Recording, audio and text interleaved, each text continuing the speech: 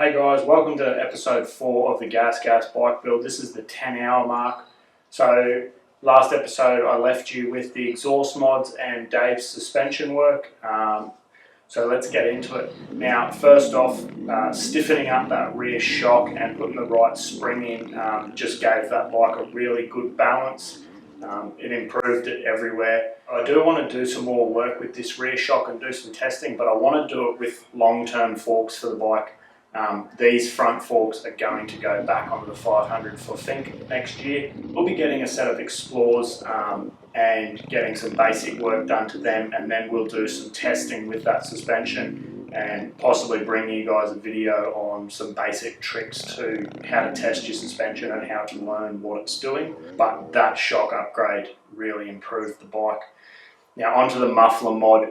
This was probably the most common one I got questions asked about. So by taking that cone piece out of the muffler, it's really opened up the bottom and the mid-range of this engine, and it's beautiful. It's still smooth, but it just gives it a bit more power. So you really had to rev this engine out, which I don't really like power delivery-wise for a bike, and I don't think it works that well in the bush being so high up in the revs. So I think this exhaust mod is a great little winner. I'd recommend everyone do it. It's also cost effective. The cheapest FMF system I could find for this bike, just the slip-on, is $700. That can go up to around $1,200 if you want to get the full titanium version with the carbon end cap. So a lot of money to be saved there, and it's transformed this bike. So doing this mod really increases those lean issues that these bikes tend to already have. So they'll flame out. So a flame out is different to a stall. A flame out is like if you crack the throttle on really hard, it'll just die on you. So that's a flame out. Normally that's caused by too lean. So to fix those lean issues, there's really two options. It's either remap the ECU or fit an aftermarket ECU like a Vortex or a Get. I'm just going with option 1. It's cheaper and easier. So the man in Australia to speak to is Rex from Fuel Talk.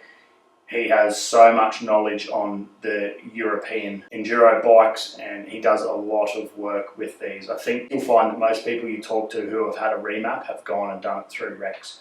So I spoke to Rex a little bit on the phone, and he confirmed everything that I was already thinking, that they come out lean. As soon as you open up the exhaust, you just make those lean issues worse. So the price of a remap for Rex is $330 plus postage. So while I was on the phone with Rex, I did speak to him about some other mods you can do to these exhausts.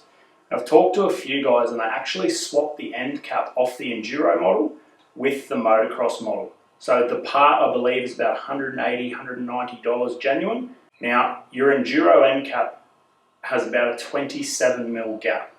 Your motocross end cap goes up to about 38mm. And then for a comparison, an aftermarket FMF system with the spark arrestor pulled out is about 42mm. So I spoke to Rex about swapping out the Enduro cap with the motocross one. He recommended not to. He said a lot of the gains with putting that motocross end cap on are quite high in the revs, and it's more suited to guys doing motocross or desert racing. He said for the Enduro side of things, you kind of want to keep that power to the bottom and the mid-range, and he said so he would stay with the Enduro cap, which I've chosen to do. Possibly may swap that cap out in the future if we take this bike into more motocross situations or the desert, but for the moment we'll just stick with that cap. So I thought the exhaust mod did a massive gain to this engine, but the remap blows that away. The remap is 10 times better than just that exhaust mod by itself. It's broadened up the power. It'll hold second and third gear in places that it never would. It feels like the power curve is just so much torquier and meatier in the bottom and the mid-range of the engine. It's beautiful. It's gotten rid of all the flame out issues and those lean issues. It's also really fattened up the power curve, if that makes sense. Before it felt like when it was lean, it was quite narrow and didn't really have much torque, where now it's a completely different bike. This, hands down, is the best $330 I've ever spent on a bike. The exhaust mod combo with this remap is just a winner in my eyes. I can't preach it enough for you guys. So hats off to Rex, you've done an unreal job and I'm stoked. Now, a bit of a tech tip for you guys. Now, with this Acerbis bash plate, there is one thing that I hate, and it's Allen key bolts. Now, this bash plate is mounted by 3 of them. I'll give you a tip. Here's what you do with them. Throw them away. They're utter crap. Replace them with 3 of your bolts out of your KTM kit. They're about 15mm long from the head to the end of the thread. Replace your Allen key bolts with them.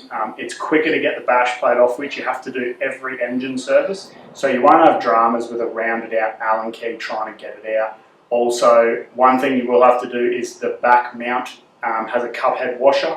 A bolt won't fit in that, so you have to replace the cup head washer with a bigger one that the bolt will fit in. Now, in the last few weeks, trying to test this bike and trying to improve on some speed, I have binned it a fair few times.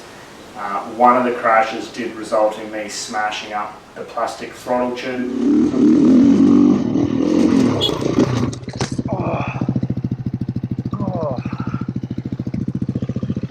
So I have decided to go away from that and I'm going to try out the Ballard's throttle tube. Now it is an aluminium throttle tube. It's got a bearing in the end. So I've used one of these previously with the Works Connection throttle tube. I chose the Ballard's one simply just because it's cheaper.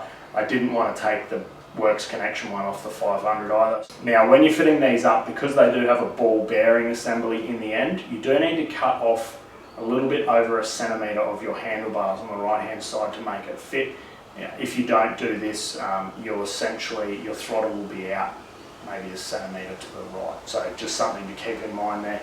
So the Ballard's throttle tube is quick and easy to fit. Once you cut off that centimetre of your handlebars, give it a tidy up with a bit of sandpaper and a bit of a file inside and fit it up. Now the throttle action is really smooth and light despite it being a metal tube.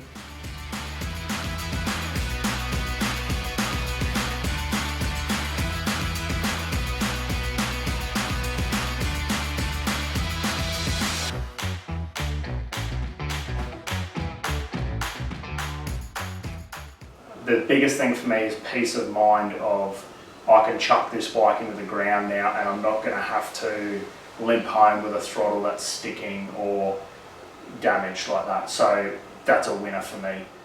And then while I was doing this, I decided to fit up a set of the Ariat grips. Binning the bike, I tore the Pro Taper ones up, so I just wanted to try these grips out. Had a spare set of them at home.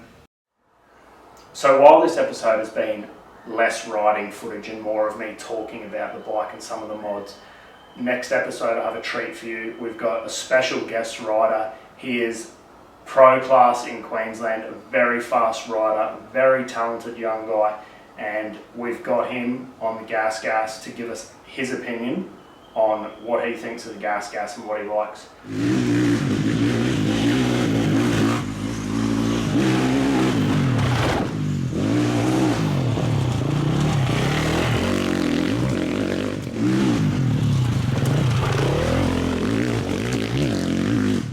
So stay tuned for that in the next episode. Thanks again for watching, and if you would like to watch one of the fastest trail rides I've been on with a couple of young blokes, the video will be right here. See you next episode.